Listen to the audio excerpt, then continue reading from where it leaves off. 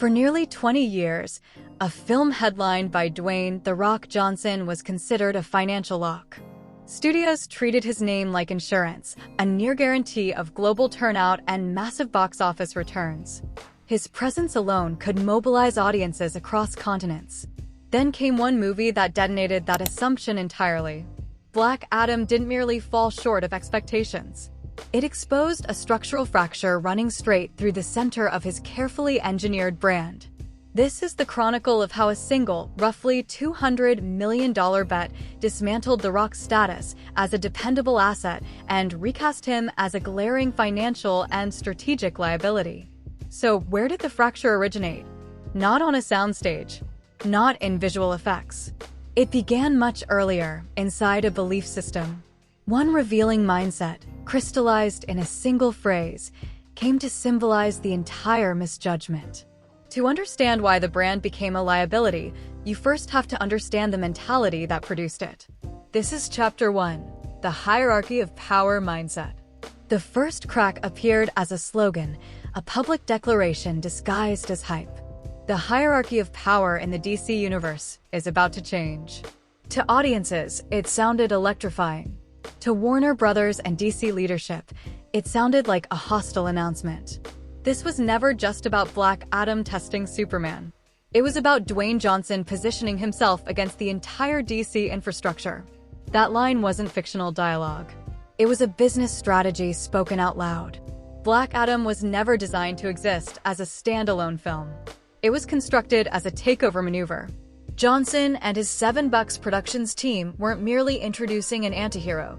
They were attempting to reorganize a floundering cinematic universe around a single new center of gravity: him. This was the fundamental error. Johnson confused popularity with authority. He mistook brand recognition for ownership-level control over a multi-billion-dollar intellectual property ecosystem he did not possess. Compare this with the only proven model of a star successfully anchoring a cinematic universe. Robert Downey Jr. as Iron Man. Downey's strength was not dominance, but integration. He embedded himself as the magnetic core of a collaborative system. He elevated surrounding characters.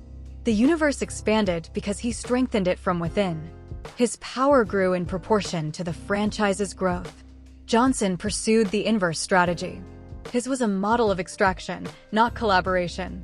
Industry reports described his team pushing aggressively to keep Black Adam isolated from the Shazam franchise, despite Black Adam being that character's canonical nemesis.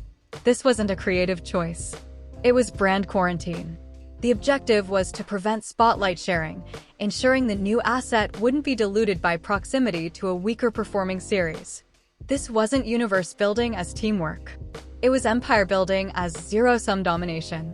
That mentality poisoned the environment. Instead of entering the DC universe as a powerful addition, Johnson behaved like its incoming executive authority. This posture alienated executives and creatives whose cooperation was essential for sustainability. You cannot construct a shared universe while publicly signaling your intention to overthrow its existing power structure. That approach breeds resistance, not alignment. This hierarchy obsession seeped into everything. The narrative reflected it. Black Adam does not adapt to the world he enters, he overwhelms it instantly. The marketing echoed the same message. The story being sold wasn't meet Black Adam. It was submit to Black Adam. Johnson's personal brand strategy became the character's driving force. It was a catastrophic misread of the terrain.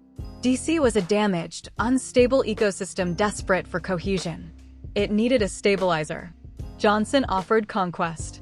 He didn't present himself as a solution. He presented himself as a ruler. In doing so, he ensured that the studio, executives, and adjacent franchises had no shared interest in his success. Victory under that framework could only be absolute and solitary. He wasn't chasing a hit. He was chasing a coronation. That fixation blinded him to the foundational rule of franchise building: the universe must come first. Only then can it elevate you.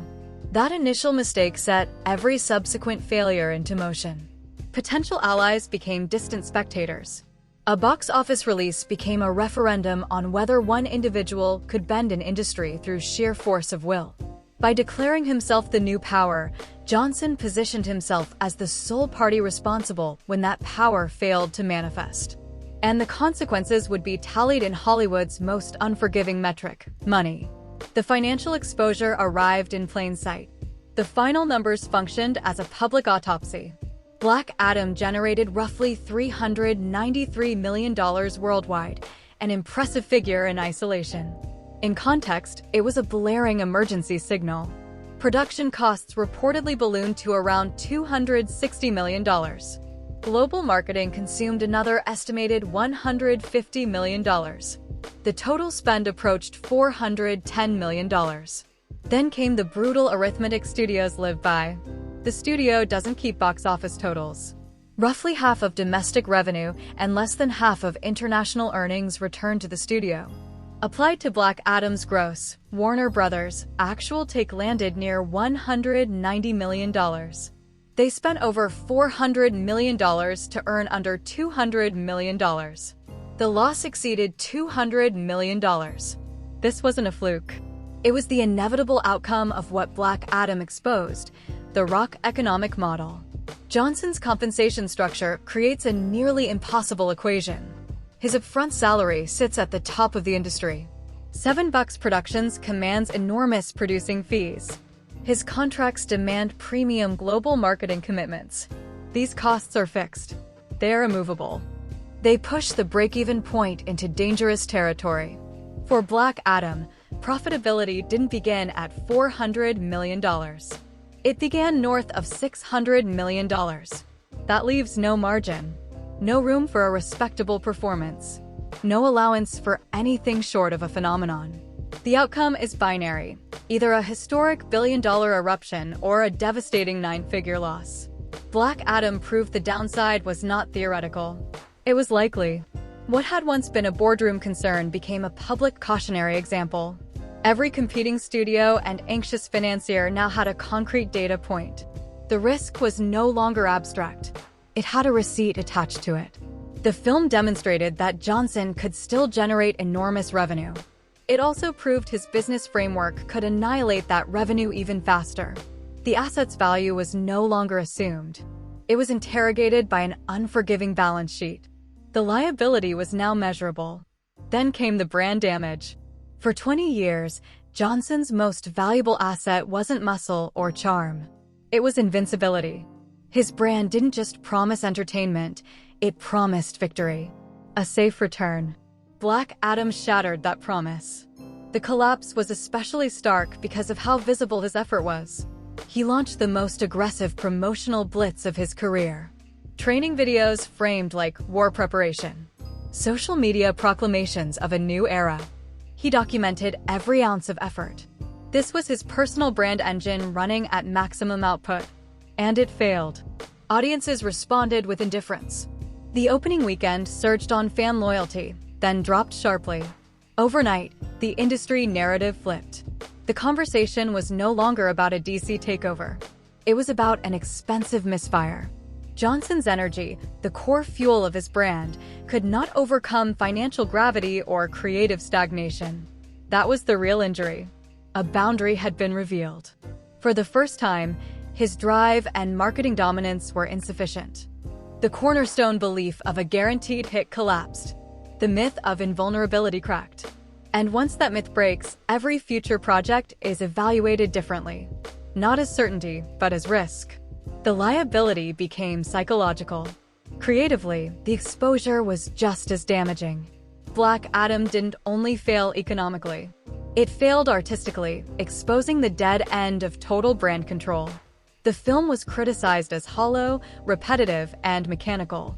That outcome was not accidental. It was the result of creative filtration. Every decision passed through one directive: protect the rock persona. No real vulnerability. No lasting consequences. No narrative risk that could dent the icon.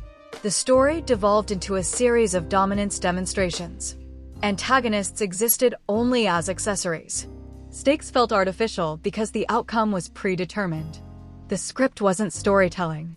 It was a risk management document. Critics noticed. Audiences felt it. They saw an expensive shell with nothing inside. Black Adam confirmed that creative control used solely to preserve an image produces emptiness. When the star's brand outweighs the film's soul, the result is artistic collapse. There was nothing new to say, only recycled spectacle, stamped with brand approval. Audiences can sense that. They recognize when a film exists as a corporate maneuver rather than a creative expression. Johnson's compulsion to control every variable suffocated the very unpredictability that makes cinema resonate. He didn't just lose revenue, he lost belief. The fallout extended far beyond one release. The shockwaves were lasting. The planned DC trajectory evaporated. The teased Superman confrontation dissolved almost immediately. The entire DC roadmap was scrapped for Reboot. Johnson's attempted power shift resulted not in dominance, but in total structural failure. His relationship with Warner Brothers, once lucrative, became emblematic of dysfunction. More importantly, his industry reputation transformed overnight. Remember Black Adam became shorthand for the danger of star-driven, control-heavy mega-budget gambles. Executives who once paid premiums now hesitated with a $200 million reason. Future pitches were no longer evaluated on story alone. They were evaluated on the risk of him. Johnson shifted from franchise anchor to potential franchise destabilizer. The liability was no longer just monetary. It was relational. He had demonstrated a willingness to prioritize personal brand over institutional health. Who would confidently hand him their most valuable IP? Trust fractured. Negotiations hardened. He became more expensive, more complicated, and more dangerous as a bet. The damage spread systemically. Black Adam was not merely a flop. It was a diagnostic. A $200 million stress test of the Dwayne Johnson brand model. Every metric failed. A misjudgment of power led to financial exposure. That exposure shattered invincibility. Creative overcontrol produced emptiness. The result was a crisis of trust. The conclusion is unavoidable. Dwayne Johnson is no longer an automatic asset. He is a high-risk liability. The problem is not his discipline or charisma. It is the ecosystem his stardom demands: extreme cost, rigid control, brand-first storytelling. Black Adam proved that ecosystem can implode. His price has changed permanently. The cost now includes the threat of massive write-downs, damaged partnerships, and continued erosion. Studios no longer see just The Rock. They see the shadow of Black Adam trailing behind him. One film converted a legend into a warning.